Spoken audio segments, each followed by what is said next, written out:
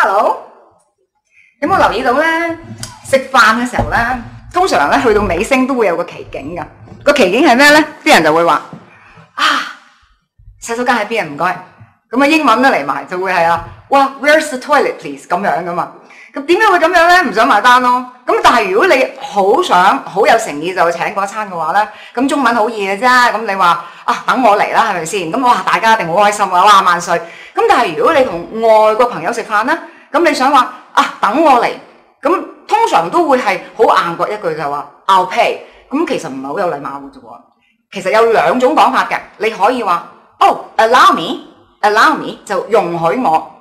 另外一個講法就係話let me get it 就係等我埋咗張單。